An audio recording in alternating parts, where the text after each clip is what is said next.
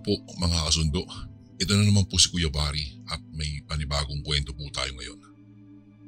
Simulan ko na po. Magandang araw po sa inyo Kuya Bari. Ako po ay si Mario, nakatira dito sa bayan ng San Isidro. Hindi ko na po babanggitin ang eksaktong lugar kung saan kami nakatira. Tahimik at liblib ang aming baryo. Sa paligid ay puro punong mangga at kawayanan. At tuwing dapit hapon ay tila may mga matang nakamasid mula sa dilim ng kagubatan. Kuya Bari, bata pa lang po ako. Takot na takot na ako sa gabi. Hindi dahil po sa multo, hindi dahil sa mga tunog ng pakpak ng minsang dumadapo sa bubungan namin. Ang bahay po namin ay gawa lamang sa kahoy at pawid. Lumang-luma na po. Sa ilalim naman ng sahig, madalas kong makita si nanay na may ginagawang kakaiba. May kandilang itim at bote ng langis na may lamang mga insekto. Hindi ko pa po alam talaga ito noon, ang mga nangyayari dati. Nay, ano po yung ginagawa ninyo sa ilalim? Huwag kang makialam, Mario. Mga orasyon lang ito para hindi tayo lapitan ng masasamang espiritu. Bakit puro itim na kandila, Nay? At bakit may mga boteng may ipis at langgam? Proteksyon, anak. Sa ganitong baryo, hindi puro tao ang nakatira. May mga nilalang na gusto tayong galawin kapag gabi. Nilalang, Nay? Parang aswang? Huwag mong banggitin yan ng walang dasal. Nakikinig yan kapag tinatawag mo. Pero Nay, totoo po ba na may aswang dito sa San Isidro? Noon pa anak, bago pa tayo ipinanganak. Kaya dapat matuto kang magdasal sa kaliwa. Dasal sa kaliwa? Hindi ba dasal sa Diyos ang dapat? May dasal din ng mga nilalang. Kapag kilala mo ang sa kanila, hindi ka nila gagalawin. Nay, natatakot po ako. Ayoko po yung ginagawa ninyo. Hindi mo kailangan matakot, Mario. Dugo natin ito. Lahi natin ang may alam sa lihim ng dilim. Lahi? Anong ibig niyong sabihin, Nay? Ang lolo mo ay mambabarang. Ang lola mo ay mangkukulam. Ang dugo nila ay nasa iyo rin.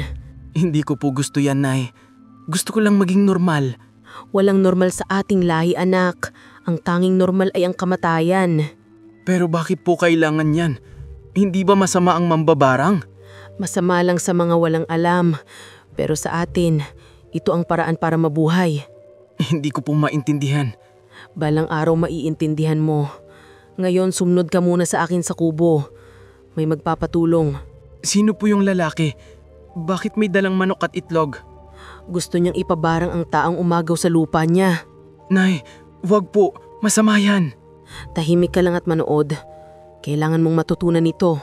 Pero Nay, baka mapahamak tayo. Ang masamang espiritu lang ang mapapahamak, anak. Ano pong gagawin ninyo diyan sa manok? Hindi mo kailangan makita lahat. Basta tandaan mo, kapag may dugo, may kapalit.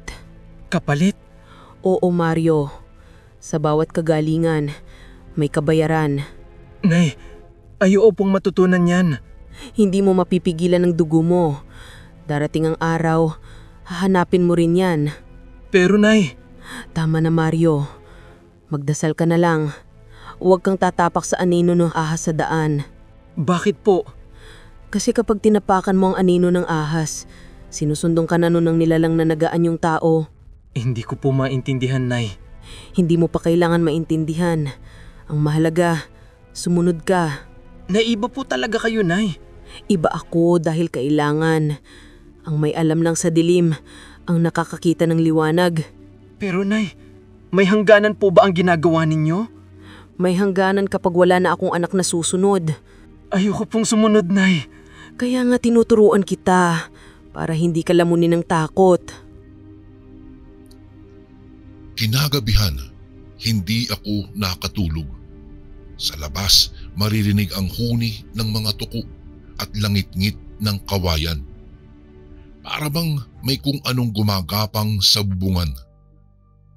Maya-maya biglang umihip ang napakalamig na hangin at amoy at amoy na amoy ko ang usok ng mga kandilang itim mula sa kubo ni nanay. Sa liwanag po ng buwan, nakita ko siyang naglalakad paalis ng bahay. May daladalang sako. Hindi ko alam kung saan siya pupunta pero sinundan ko siya mula sa malayo. Dinala niya ang sako sa gilid ng gubat at narinig kong parang may humuni ng matinis. Kuya Bari, hindi po tao. Hindi rin siya hayop eh. Kinabahan ako at kumaripas pabalik sa aming bahay. Nay, saan po kayo galing kagabi? Huwag mo nang alamin. Basta huwag kang lalabas kapag hating gabi. Pero may narinig po akong parang iyak ng babae sa gubat. Hindi iyak yun. Huning ng nilalang. Nilalang? Ang mga aswang ay hindi laging lumilipad. Minsan, naglalakad sila sa lupa. Nag-aanyong tao. Nay, totoo po bang may aswang dito sa gubat? Oo, anak. Pero hindi lahat ng aswang ay kalaban. Anong ibig niyong sabihin? May mga aswang na nakikipagkasundo sa mambabarang. Kapalit ng dugo, nagbibigay sila ng kapangyarihan. Dugo? Dugong tao po ba? Huwag kang magtanong kung ayaw mong masaktan. Nay, natatakot po ako. Takot lang yan, Mario. Lahat ng may kakayahan, kailangang matutong tumingin sa dilim. Pero bakit po kailangan ng kasunduan sa aswang? Para hindi nila tayo lapitan at para mas maging malakas ang ating orasyon. Nay, baka mapahamak po kayo. Kung kapalit ay ang kaligtasan mo, handa akong makipagtagpo kahit sa demonyo. Lumipas ang ilang gabi at parang mas lalong nagiging kakaiba si inay. Madalas siyang nagigising ng 12:00, saka maririnig ko ang mahinang kaluskos sa labas. Minsan, pag uwi niya, may bahid na ng dugo ang palad niya. Hindi ko naman alam kung kaninong dugo galing iyon.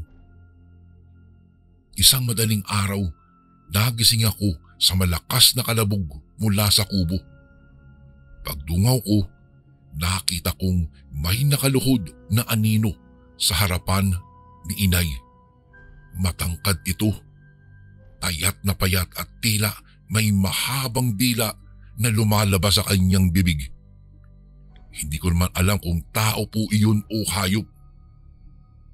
Doon ko unang narinig ang salitang itim na alak. Nay, sino yung kasama niyo sa kubo kagabi? Huwag mong babanggitin yun kahit kanino. Pero Nay, may nakita akong mahaba ang dila. Tahimik. Kapag nalaman nilang nakita mo, ikaw ang kukunin. Ano pong kukunin, Nay? Sino po sila? Mga tagapangalaga ng alak. Hindi sila tao. Hindi rin basta aswang. Ano pong alak? Itim na alak, Mario. Iyon ang gamot sa may kulam, pero lason sa mga may kasalanan.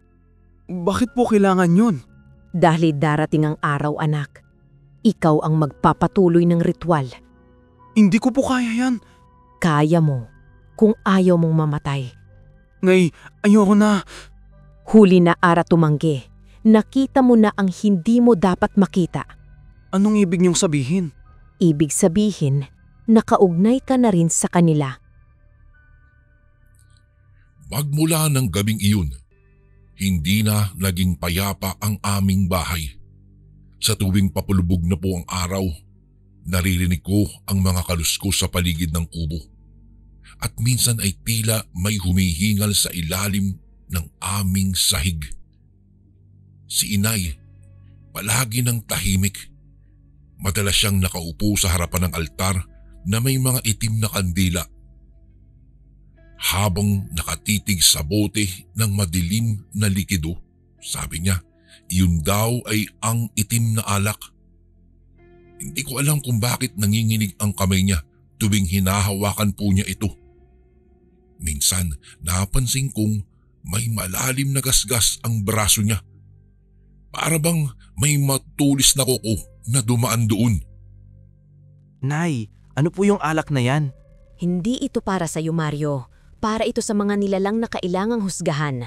Pero Nay, parang dugo po ang kulay. Dugo rin ang kapalit niyan, anak, kaya wag mong hahawakan. Dugo? Kaninong dugo po? Wag mong itanong kung hindi mo gustong malaman ang sagot. Natatakot na po ako, Nay. Hindi ka dapat matakot sa akin, anak. Matakot ka sa mga kumakain ng laman ng buhay. Mga aswang po? Oo. Nakikipagkasundo ako sa kanila para hindi tayo galawin. Pero Nay, hindi ba delikado yun? Ang mas delikado ay yung walang akayahang lumaban. Bakit po kayo laging umaalis tuwing gabi? May mga kaluluwang kailangang pakalmahin at may mga katawang kailangang parusahan. Hindi ko po maintindihan. Darating ang panahon, maiintindihan mo kapag nakita mo na kung ano ang itsura ng tunay na dilim. Nay, ayoko po sa dilim. Lahat ng takot ay kailangang harapin, Mario. Ang duwag ay laging inuuna ng mga nilalang. Kung ganun, ano pong mangyayari sa atin kung hindi na kayo makikipagkasundo sa kanila? Kukuhanin nila kung sino ang pinakamalapit sa akin. Ako po? Kaya nga dapat kang matutong mag-orasyon, anak. Pero Nay… Tama na. Uminom ka muna ng tubig. Huwag mong papansinin ang amoy ng alak na to. Kahit maramdaman mong umalingasaw. Kinabukasan, nagpunta po ako sa ilog upang mag-igib. Habang ako'y naglalakad, may nakita akong kakaibang marka sa buhangin. Para bang bakas ng paa. Pero iba ito eh. Mahaba. May matutulis ang dulo. Sinundan ko po iyon at humantong ako sa isang malaking puno ng akasya. Sa ilalim nun may isang sako na parang gumagalaw. Lumapit ako ng dahan-dahan at narinig kong may mahinang pag-ungol sa loob nun. Nang buksan ko naman ito, halos mabitawang ko ang aking daladalang timba. Isang baboy na itim, pero may mukha ng tao. Napatakbo talaga ako pauwi, nanginginig, at pagdating ko, nakita kong si Inay ay nakangiti. Parang alam na alam niya ang nakita ko. Nay, may nakita po akong sako sa ilalim ng akasya. Hindi mo dapat binuksan yun, Mario. Pero Nay, may mukha po ng tao yung baboy. Hindi baboy yon. Isa yung nilalang na hinuli ko kagabi. Hinuli niyo po? Para saan? Para hindi na siya makapangaswang pa. Paano niyo po nahuli? Sa pamamagitan ng itim na alak. Paano yun gumagana, Nay? Kapag ininom ng nilalang, nasusunog ang laman niya mula sa loob. Pero bago yun, kailangan muna niyang maipako sa orasyon. Nakakatakot po yan, Nay. Hindi takot, anak. Katarungan. Katarungan? Pero Nay, tao po yung mukha niya. Dahil minsan ang aswang ay nagtatago sa balat ng tao. Kaya niyo po ba ako pinagtatago gabi-gabi? Oo. Kapag hindi mo alam ang ginagawa ko, hindi ka nila mapupuntirya. Sino pong nila? Mga kasama ng nilalang nahuli ko. Nay, baka bumalik sila. Siguradong babalik sila. Pero hindi ngayon. Kailangan ko pang tapusin ang ritual mamayang gabi. Ano pong ritual? Paglalakbay sa dilim para palitan ang utang ng kaluluwa. Pagsapit ng gabi, hindi ako mapakali. Ramdam na ramdam ko ang bigat ng hangin. Ang buwan ay tinakpan na ang ulap at ang mga kuliglig ay biglang tumahimik. Sa labas, narinig kong may kumakaluskos. Para bang may humahaplo sa dingding. Kaya dahan-dahan akong sumilip sa bintana. Sa may liwanag ng kandila, nakita ko si Inay na nakaupo sa lupa. Nakapikit at may dumadaloy na itim na likido mula sa kanyang bibig papunta sa isang mangkok. Sa tabi niya may gumagalaw sa dilim. Maliliit sa una pero unti-unting tumatangkad. Nang dumilat si Inay, namutla siya. "Mario," sabi niya, "nahanap na nila tayo." Nay, ano pong ibig niyong sabihin? Dumating na sila, anak. Ang mga aswang na pinagkaitan ko ng alak. Ano pong gagawin natin? Pumasok ka sa loob, isara mo ang pinto at huwag kang lilingon kahit may kumatok. Pero Nay, paano kayo? Ako ang dahilan kaya sila naririto. Ako rin ang haharap sa kanila. Hindi po ako papasok. Sundin mo ako, Mario. Kapag hindi ka sumunod, kukunin nila ang kaluluwa mo. Nay, nakikita ko na po sila. May mga matang pula sa dilim. Huwag mong titigan. Kapag tumingin ka ng matagal, magiging kanila na rin yan. Nay, lumalapit sila. Isara mo ang pinto. Nay, may kumakatok. Huwag mong buksan, anak. Huwag kang lilingon kahit marinig mo ang boses ko. Pero Nay, naririnig ko kayong tumatawag. Huwag kang maniwala, Mario. Kapag narinig mo ang boses kong umiiyak, ibig sabihin, hindi na ako yun. Ano pong ibig? Mario, tandaan mo to. Kapag natuyo ang alak, huwag mong papatayin ang kandila. Kapag namatay yun, papasok sila. Nay, huwag kayong aalis. Mahal kita, anak. Pero huwag mo akong iligtas. Iligtas mo ang sarili mo. Hindi ko alam kung ilang minuto akong nakaluhod sa tabi ng pinto. Sa labas, patuloy ang mahihinang pagkatok. 3 beses, sabay may ungol na parang halakhak. Nanginig ang tuhod ko, pero mas matindi ang kaba sa dibdib ko. Hindi ko kasi alam kung boses ba talaga ito ni nanay. Boses ba ito ni inay ang narinig ko o nilalang na nagpapanggap lamang. Sa bawat pagbuga ng hangin, naaamoy ko ang asim ng dugo at usok ng kandila. Nang tuluyan ng tumahimik, napilitan akong bumangon. Hindi ko alam kung anong nagtulak sa akin pero binuksan ko ang pintuan. Ang lamig ng hangin ay parang humaplos o humahaplos ng bangkay. Nay, kayo po ba yan? Oo, anak. Ako ito. Lumabas ka na. Ligtas na. Pero sabi niya po, huwag akong lalabas. Tapos na ang lahat, Mario. Nakaalis na sila. Nay, bakit parang iba po ang boses niyo? Pagod lang ako, anak. Marami akong pinagdaanan. Nasaan po yung alak? Huwag mo nang hanapin. Ibinigay ko na sa kanila. Ha? Kanino po? Sa mga nilalang na nagmamay-ari niyon. Sa mga tagapangalaga ng dilim. Pero, Nay, sabi niyo po, lason yun. Lason nga. Pero sa tamang kamay, nagiging gamot. Hindi ko po maintindihan. Balang araw, maiintindihan mo, Mario. Hindi lahat ng sinasabing masama ay talagang kasamaan. Nasaktan po ba kayo? Ang sugat ay kabayaran lamang.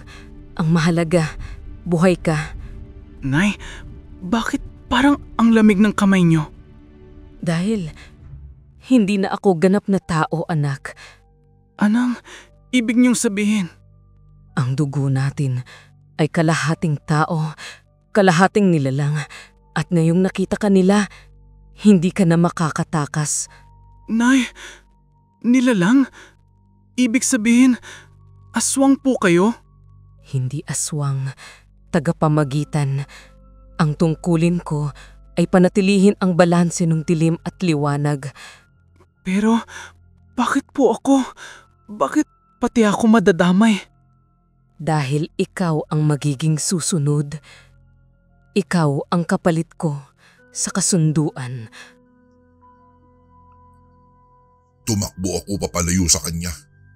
Sa liwanag ng buwan, nakita ko ang mukha ni nanay. Hindi na ito gaanon o ganoon kakilala. Maputla. May mga ugat na itim na gumagapang sa leeg at ang kanyang mga mata ay tila walang itim. Parang salamin na kumikislap sa dilim. Gusto kong magsisigaw pero walang lumabas pong boses. Ang paligid Kuya Bal ay tila lumalabo at ang mga puno ay nagiging mga anino. Naririnig ko ang mga bulong na galing sa lupa. Mga tinig na paulit-ulit na binabanggit ang pangalan ko. Mario. Mario. Bigla akong bumagsak sa damuhan. Nang tumingala ako, nakatayo si inay sa ibabaw ko. Hawak-hawak ang bote ng itim na alak. Nay, wag po. Wag ninyong inumin yan. Hindi ko ito iinumin, anak. Para ito sa'yo. Para sa akin? Bakit? Dahil oras na para tanggapin mo ang lahi natin. Hindi. Ayoko. Hindi mo na mapipigilan. Ang dugo mo ay tinawag na. Nay, hindi ako gaya ninyo. Ganyan din ako noon. Tumanggi rin ako. Pero ang dilim ay may utos na hindi pwedeng suwayin. Nay, baka may paraan pa. Baka may ibang daan. Wala nang ibang daan, Mario.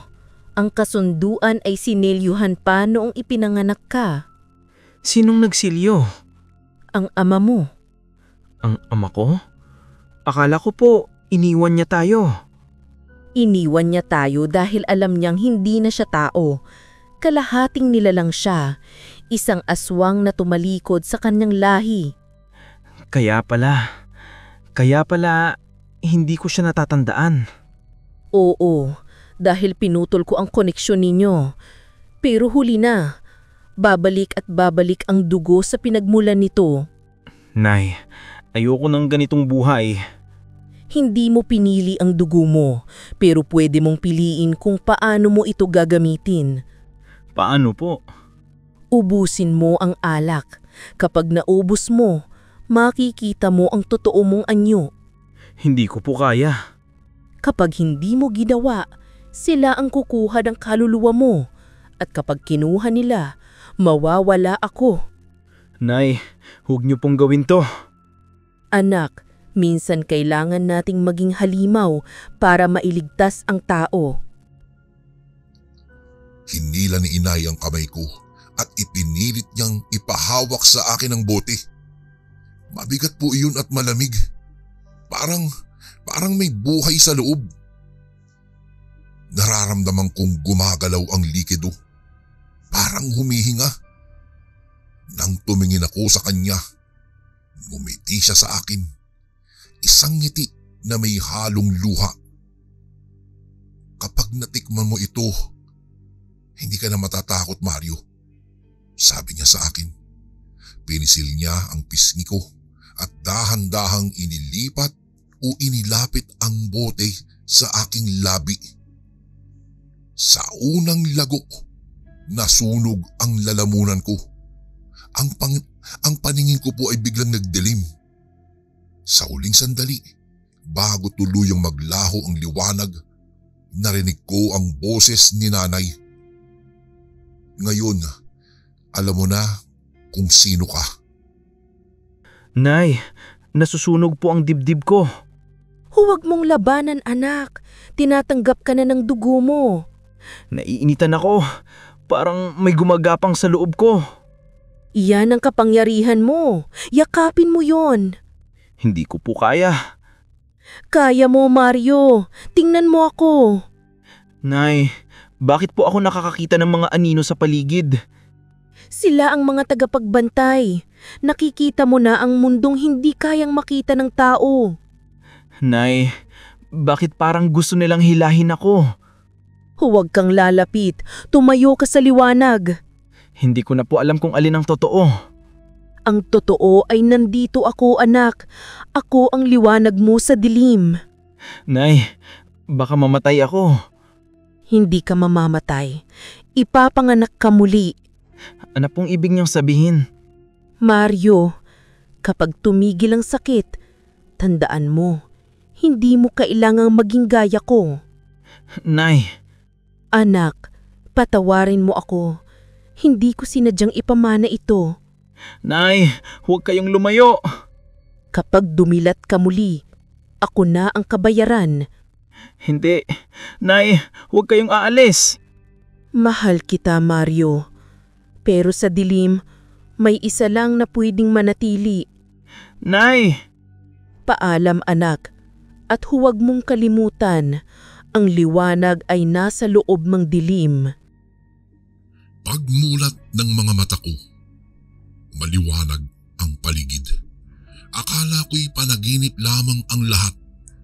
Pero ang amoy ng usok ng kandila at ang asim ng dugo ay naroon pa rin, Kuya Bari. Nasa loob ako ng bahay. Mag-isa. Wala na si nanay. Ang bote ng itim na alak ay wala na rin. Sa sahig may marka ng bilog na parang sinunog. Tuwing nakatingin ako roon, kumikirot po ang dibdib ko.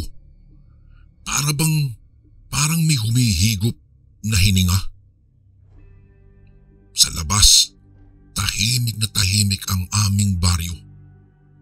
Walang katao-tao. Pero sa hangin, may naririnig akong mga boses. Hindi ordinaryong mga boses.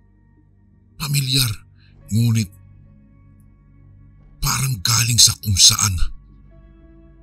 Nay, kung nandyan po kayo, sumagot naman kayo. Mario, Nay, kayo po ba yan? huwag kang lalabas anak. Hindi pa ligtas. Nasang po kayo? Bakit hindi ko kayo makita? Nasa paligid mo lang ako. Sa bawat anino, sa bawat hinga ng hangin. Hindi ko po maintindihan. Akala ko po nawala na kayo. Hindi ako nawala anak. Bahagi mo na ako ngayon. Bahagi? Ang alak na ininom mo ay tulay ng dugo. Nasa loob mo na ang kapangyarihang iniwan ko.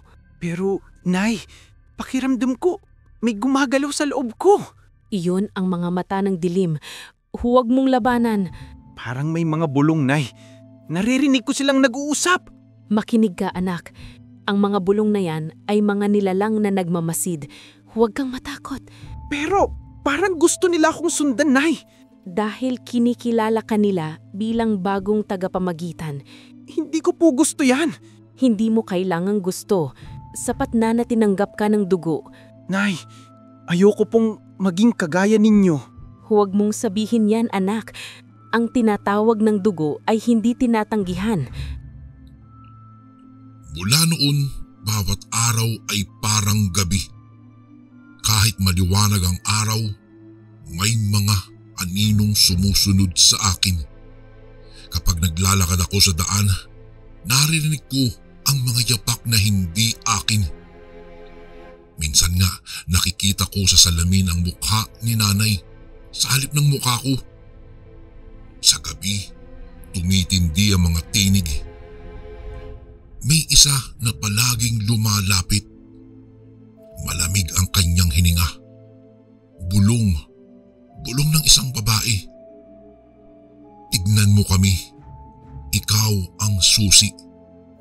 Sabi niya sa akin. Pero sinusubukan kong ipikit ang mga mata ko. Mas malinaw ko silang nakikita. Mga matang pula. Mga bibig na may mahahabang ngipin. Pero ang pinakamasakit, hindi ako natatakot. Parang gusto ko silang lapitan. Nay, bakit po ganito ang pakiramdam ko? Dahil gising na nga ang dugo mo. Pero hindi ko po kaya. Nahihilo ako tuwing gabi. Kapag dumaan ang buwan sa gitna ng langit, iinog ang dugo sa katawan mo. Iyon ang tanda ng pagtanggap. Tinatakasan ko po sila, pero hinahanap nila ako. Hindi mo sila tinatakasan, anak. Tinitingnan ka lang nila kung karapat-dapat ka. Karapat-dapat sa ano? Sa tungkuling iniwan ko, ang protektahan ng hangganan ng buhay at kamatayan. Pero hindi ko po alam paano. Alam ng dugo mo. Makinig ka sa bulong. Nay, baka mabaliw ako. Ang kabaliwan ay pintuan ng karunungan. Huwag kang matakot. Nay, nakakita po ako ng bata sa ilog kanina. Wala po siyang anino. Isa yang nilalang na naligaw. Dapat mong tulungan. Paano ko siya tutulungan kung hindi ko alam kung tao siya o hindi? Iyon ang unang pagsubok mo, anak. Alamin mo kung sino ang nilalang na iyon. Pagsubok? Oo. Kapag nagkamali ka, kukunin nila ang hininga mo. Bakit po ako? Dahil ako na ang kabayaran. Ikaw ang natitirang tulay ng ating lahi. Nay, gusto ko lang pong bumalik sa dati. Walang pagbabalik, anak. Ang sino mang lumagok sa alak ay itinakda na ng dilim. Nay, Baka po, kaya kong kontrolin to. Oo, kung tatanggapin mo ang bawat anino. Pero huwag kang padadala sa kanilang tawag. Paano ko malalaman kung alin ang totoo? Kapag maramdaman mong malamig ang hangin, lumapit ka sa liwanag. Kapag mainit, lumayo ka. Pero Nay, minsan pareho silang nararamdaman ko. Iyon ang panganib ng may dalawang kaluluwa. Isang paa mo sa liwanag, isa sa dilim. Kaya ko po ba to, Nay? Kung kaya kong mabuhay bilang nilalang, kaya mo ring mamuhay bilang tabo. Kinagabihan, nagpunta ako sa ilog. Gusto kong patunayan sa sarili kong hindi totoo ang mga tinig. Pero Kuya Bari, pagdating ko po doon, nakita ko ulit ang batang walang anino. Nakaupo siya sa bato. Nakangiti sa akin. Mario, tulungan mo akong makauwi. Sabi niya sa akin. Nagtataka ako kung papaano niya nalaman ang pangalan ko. Lumapit ako, pero habang papalapit ako, nag-iba ang paligid. Ang tubig sa ilog ay naging maitim at ang bata ay unti-unting nagiging matanda. Sa kanyang mga mata, nakita ko ang refleksyon ni nanay at sa unang pagkakataon, narinig ko ang sarili kong boses na hindi na sa akin. Sino ka? Ako ang bahagi mong itinago. Hindi totoo to. Ako ang dugo sa alak, Mario. Ako ang sigaw na pinigilan mo. Lumayo ka! Hindi mo na ako malalayuan. Ikaw at ako ay iisa. Hindi! Ako si Mario. Tao ako.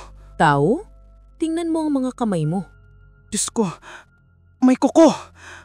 Matutulis. Ang katawan mo ay sumasabay na.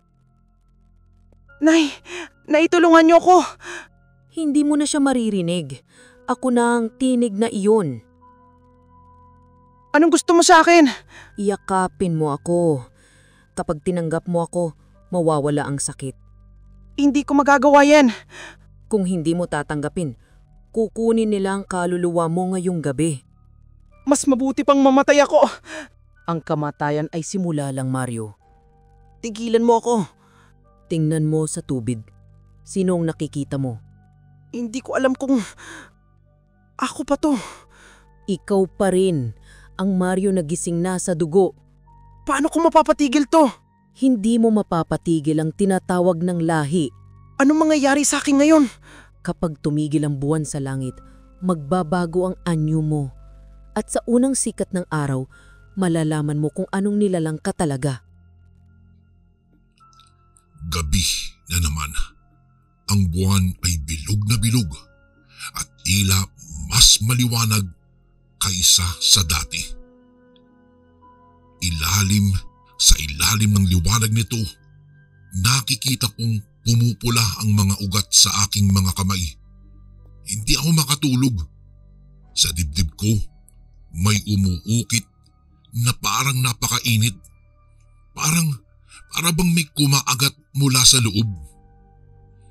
Naririnig kong nagbubulong-bulungan ng hangin sa labas. Mga tinig na pamilyar ngunit hindi ko po makita. Noong tumingin ako sa bintana, may mga aninong naglalakad sa bukirin. Paunti-unti silang lumalapit. At sa bawat hakbang nila, humahapdi ang sugat sa braso ko. Doon ko na naisip, baka sila ang mga nilalang na naghihintay ng aking ganap na pagbabago. Sino kayo? Mga kapatid mo, Mario. Hindi ko kayo kilala. Hindi mo kailangang makilala. Kailangan mo lang tanggapin. Lumayo kayo. Hindi mo kami mapapalayas. Bahagi kami ng dugo mong dumadaloy. Hindi ako kagaya ninyo. Paano mo nasabing hindi kung pareho ang pintig ng ating mga puso sa ilalim ng buwan? Tumigil kayo. Huwag kang lumaban sa sarili mo, Mario. Ang dugo ay hindi kailanman nagsisinungaling. Kung totoo yan, bakit ako natatakot sa inyo? Dahil natatakot kang makita ang totoo mong anyo. Anong gusto niyo mangyari? Isuko mo ang katawan mo. Hayaang magising ang halimaw sa loob mo. Hindi ako papayag. Walang pagtutulok kapag tinawag ng dugo. Ngayon, ikaw ang magiging gabay ng aming lahi. Hindi ko kayo susundan. Kung ayaw mong sumama, kami ang lalapit. Sa isang iglap, humampas ang hangin sa paligid. Nawala ang liwanag ng buwan at ang dilim ay bumalot sa buong baryo. Naririnig ko ang mga yabag nila sa paligid ng bahay namin. Mga kuko na kumikiskis sa kahoy. Mga huni na parang halakhak ng bata. Tumindig ang balahibo ko sa bawat tunog ng paghinga nila. Hinawakan ko ang dibdib ko at napasigaw sa sakit. Ang balat ko po ay unti-unting nagbago. Nagkakaroon ng mga linyang kulay abo na parang kaliskis. Sa salamin, hindi ko na makita ang sarili kong mukha. Walang refleksyon. Salip, isang nilalang na may mga matang kumikislap na pula. Diyos ko, anong nangyayari sa akin? Tinatanggap mo na kami. Lumayo kayo! Huli na, Mario. Ngayon, ikaw na ang magpabantay sa pagitan ng tao at dilim. Hindi ko yan ginusto. Niyang ina mo, pero tinanggap niya. Kaya ka nabubuhay ngayon. Nasaan siya? Nasaan si inay? Nasa loob mo siya. Bawat patak ng dugo mo ay siya. Hindi totoo yan. Tanungin mo ang puso mo. Naririnig mo ba? Naririnig ko siya. Ano ang sinasabi niya? Anak, huwag kang matakot.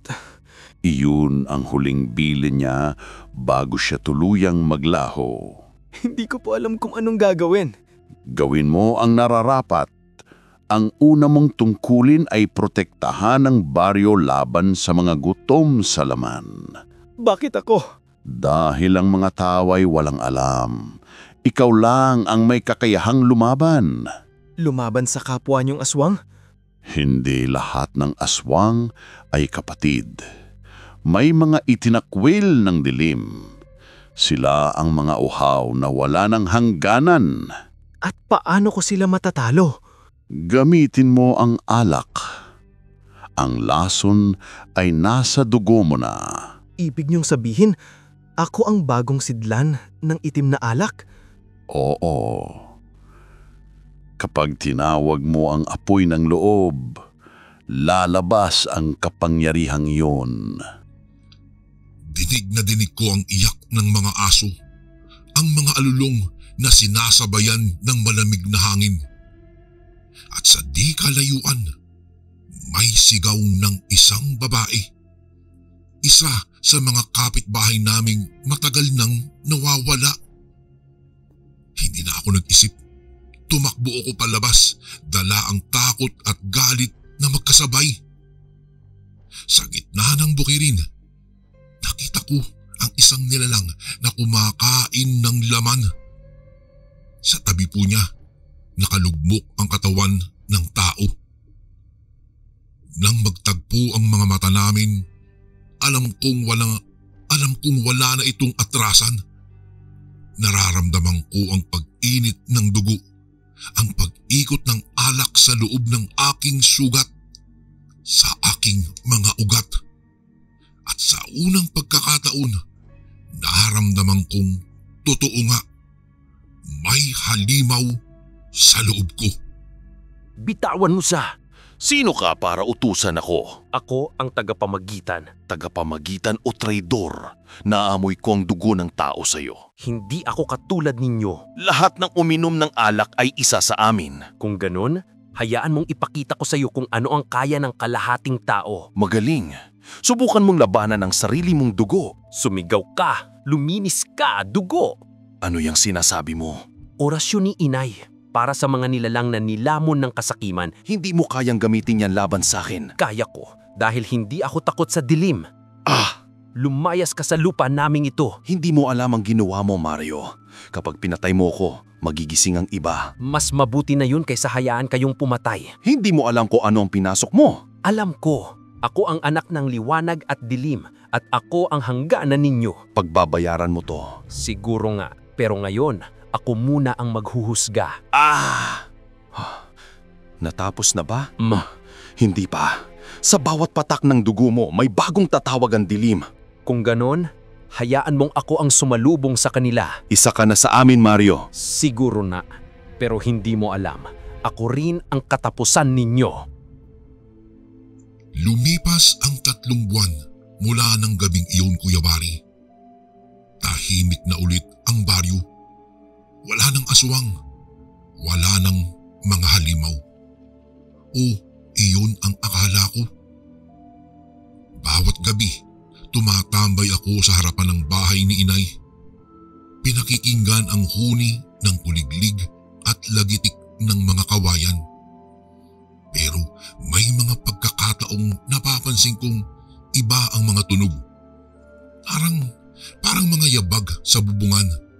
Mga bulong sa hangin na tumatawag sa pangalan ko. Akala ko guni-guni lamang. Hanggang sa isang gabi, nakita kong muli ang bote ng itim na alak sa may pintuan. Sarado pa rin, ngunit ang loob nito ay tila may gumagalaw na buhay. Nay, kayo ba ang naglagay nito rito? Hindi mo dapat yan tinanong, anak. Inay, kayo nga po ba yan? Ang tinig mo ay sa akin pero ang laman mo ay kanila na. Hindi ko po alam ang ibig niyong sabihin. Kapag lumipas ang 3 buwan, ang alak ay muling magigising. Pero wala na po kayong alak. Nilabanan ko na sila. Ang alak ay hindi nasusunog, anak. Lumilipat lang ng katawan. Ibig niyong sabihin, nasa akin? Oo. Sa bawat patak ng dugo mo, nandoon ang lason at buhay ng dilim. Pero bakit parang tahimik ang lahat?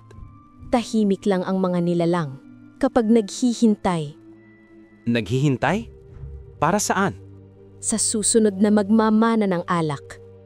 Hindi ko hahayaan na mangyari yan. Hindi mo mapipigilan, Mario. Gaya ko noon, pipiliin mo rin ang may kasalanan. Hindi ako kagaya ninyo, Nay. Lahat ng tagapamagitan ay nauuwi sa parehong wakas. Kinabukasan, pumunta ako sa ilog kung saan ko huling nakita ang nilalang. Malinis na ang tubig. Parang walang nangyari. Pero sa ilalim ng agos, may kislap na itim na parang mata ng pusa. Napatigil ako. Sa may pangpang, may isang batang babae. Siguro po mga 7 taong gulang ang kanyang edad. Nakaupo siya. Nakangiti siya sa akin. Tito Mario, ang ganda ng bote mo. Wika niya. Napatda ako. Hindi ko alam kung paano niya nalaman. Nilapitan ko siya at nakita kong may sugat siya sa braso. Parehong marka ng akin katulad nung dati. Nang hawakan ko po siya, bigla kong narinig muli ang mga bulong na dati kong iniiwasan. Anak, saan mo nakita ang bote? Doon po sa likod ng puno, Tito. May liwanag kagabi, tapos nandun na yon. Huwag mo na ulit hahawaan yun, ha? Pero parang may boses po dun sa loob. Babae. Babae? Anong sabi? Sabi niya, gusto ka daw niyang makita. Huwag mo nang pakinggan yon. Pero Tito, parang boses ng nanay ko. Anak, nasaan ang nanay mo? Matagal na po siyang wala. Diyos ko! Tito, umiilaw po yung bote, oh. Ang ganda. Huwag mo yang gagalawin. Pero parang tumatawag po talaga siya. Gusto daw niyang uminom ako. Tumigil ka! Hindi mo alam ang sinasabi mo. Tito, bakit parang umiinit po ang kamay ko? Ilayo mo yan! Tito, nasasaktan po ako. Anak, makinig ka sa akin. Ibitaw mo yan. Tito, Bakit parang may liwanag na lumalabas sa'yo? Huwag mong titigan. Ang ganda po. Parang apoy na itim. Anak, umalis ka na rito. Pero tito, ang sabi ng boses, ako na daw ang susunod. Hindi. Huwag mong pakinggan yon. Tito, umiiyak siya sa loob ng bote. Sabi niya, ako si Inay. Huwag. Hindi siya ang nanay ko. Tito, bakit po may tumutulos sa mata mo? Dahil ayokong maulit to. Tumakbo ako papauwi, bit-bit ang bote, at sa bawat hakbang, lumalakas ang tibok ng puso ko. Sa bahay, inilagay ko ang bote sa gitna ng altar. Sa loob, kumikislap ang likido. Para bang may mga mata na nakamasid mula roon. Humawak ako sa lamesa. Nanginginig. Hindi ako magpapamana. Bulong ko lang sa sarili ko. Pero sa salamin, nakita kong may ibang anyo sa likuran ko. Mga kamay na payat, mga matang walang itim, mga ngiti ni nanay. At sa aking tainga, narinig ko ang boses ng batang babae. Malinaw at masaya. Tito, tapos na po akong uminom. Sa labas, biglang umihip ang malamig na hangin, sabay katahimikan. Hindi pwedeng mangyari to. Huli na, Mario. Ang dugo ay nakahanap ng bagong tahanan. Inay, bakit mo to ginawa? Dahil kailangang magpatuloy ang timbangan ng dilim. Pero bata pa siya. Gaya mo noon, walang nakapipili sa tawag ng alak. Hindi ako papayag. Wala kang magagawa. Nasa kanya na ang kasunduan. Paano ko to mapuputol? Hindi mo mapuputol ang sumpa na dugo ang tumahi.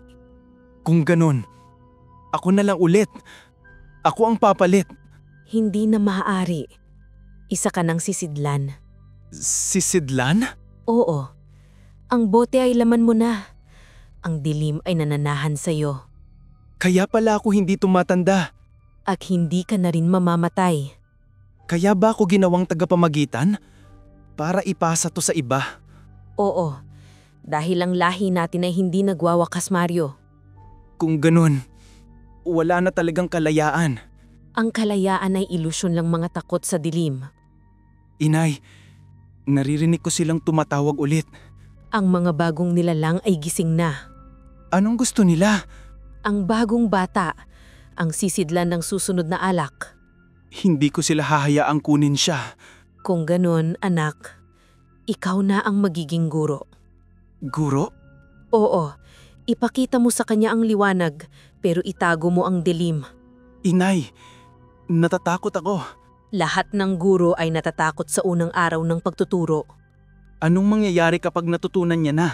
Kapag natutunan niya, mawawala ka. Kaya pala ako ginising ng alak. Oo, anak, upang ipasa mo ang gabi. Pagkalipas ng ilang taon, sinasabi ng mga taga roon sa San Isidro na tuwing bilog daw ang buwan, may lalaking nakaupo sa tabi ng ilog. Maputla, tahimik at may hawak na lumang bote. Hindi raw siya tumatanda at kapag ka itinatanong mo kung sino siya, palagi ang sagot niya, tagapamagitan lamang. May mga bata ring nawawala tuwing gabi ng Agosto. Lagi raw may bote ng alak na naiiwan sa may pintuan ng bawat bahay. Wala nang naglalakas loob uminom, pero sabi ng mga matatanda, hindi mo kailangan uminom para mapasa iyo ang sumpa. Minsan daw sapat na ang marinig mo ang mga kwento. Hanggang dito na lang po ang aking kwento, Kuya Bari. Maraming salamat po kung sakaling mabasa niyo po ito sa inyong channel. More power and God bless po sa lahat ng nakikinig. Lubos na gumagalang, Mario. And again, maraming salamat po mga kasundo. Don't forget to subscribe and i-click nyo lang po yung bell na button para updated po kayo sa mga upcoming videos namin na paparating. Maraming salamat po ulit. God bless and ingat po lagi dyan. Ito po si Kuya Bari at ako ang Sundo.